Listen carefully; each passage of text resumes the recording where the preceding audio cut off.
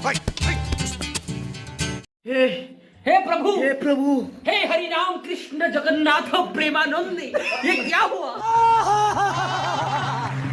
ये सब क्या देखना पड़ रहा है?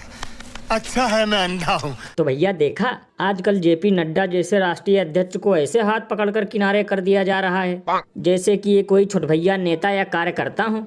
तो लल्लन भैया इसमें चौंकने की क्या बात है, क्योंकि जेपी नड्डा खुद कह रहे थे कि 2014 से पहले रेंग कर चलने वाला भारत था। अब कम से कम हाथ पकड़कर कोई ने दौड़ाने वाला तो मिला।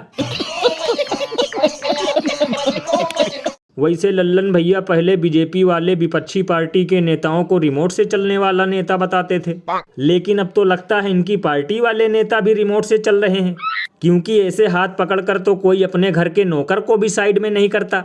भैया इसीलिए तो लोग घनघोर मजाक करते हुए कहते हैं कि लगता है जेपी नड्डा को राष्ट्रीय अध्यक्ष सिर्फ एयरपोर्ट से मोदी जी को रिसीव करने के लिए बनाया गया है। गजब बेइज्जती है। वैसे भैया एक अंदर की बात बताऊं, मुझे तो लगता है अमित शाह जी ने जेपी नड्डा को इसलिए किनारे कर दिया क्योंकि वो भी ठीक उनके जैसा कपड़ा पहनकर मंच पर हाथ हिला रहे थे। लेकिन लल्लन भैया कुछ लोग तो कहते हैं जब ये लोग आडवाणी जी को किनारे कर सकते हैं तो जेपी नड्डा क्या चीज है, और फोटो खिंचवाने का सबके अंदर बीज है। और अभी तो रुको, क्लाइमैक्स अभी बाकी है। 6 साल में बीजेपी को मिले कुल चंदे में 52% यानी 52% 5,271 करोड़ रुपए इलेक्टोरल बॉन्ड से मिला। 6 साल में कांग्रेस को जो कुल चंदा मिला उसका 61% से ज्यादा पैसा यानी 952 करोड़ रुपए इलेक्टोरल बॉन्ड से आया। यानी बीजेपी को अगर 100 रुपया में से 50 रुपया मिल रहा है इलेक्टोरल बॉन्ड से, तो कांग्रेस को 100 में से 61 रुपया इलेक्टोरल बॉन्ड से आ रहा है। लेकिन दिखाया ऐसा जा रहा है कि जैसे सिर्फ पैसा इलेक्टोरल बॉन्ड से बीजेपी ने लिया। तो भैया देखा, जैसे ही सुप्रीम कोर्ट ने चुनावी फंड को बंद करने का आदेश दिया, वैसे ही बीजेपी नेताओं से पहले चाटुकार एंकर बीजेपी के बचाव में उतरने लगे।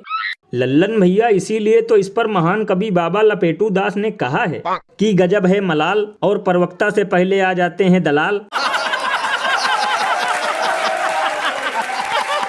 वैसे लल्लन भैया ये सब देखकर और सुनकर आर्यभट्ट की आत्मा भी यही कह रही होगी, भड़वाया। क्योंकि ये महान व्यक्ति लोगों को मूर्ख बनाते हुए ये साबित करने में लगा है कि 5,000 करोड़ 950 करोड़ से कम होता है। भैया इसीलिए तो लोग घनघोर बेइज्जती करते हुए ये कहते हैं कि गरुड़ पुराण में इन लोगों के लिए अलग से सजा का प्रावधान है, क्योंकि देश को बर्बाद करने में सबसे ज्यादा इन्हीं लोगों का योगदान है। ये बड़ी अच्छी बात कही आप। वैसे भैया एक जमाने में ये बंदा भी मोदी सरकार से सीना तान कर सवाल पूछता था, लेकिन अब पता नहीं क्या हो गया कि ये महान व्यक्ति पत्रकार से बीजेपी का प्रवक्ता बन गया। क्योंकि लल्लन भैया पैसों की खनक अच्छे अच्छों को कर देती है अंधा, और विश्वगुरु ने मीडिया को दिया है करोड़ों का चंदा।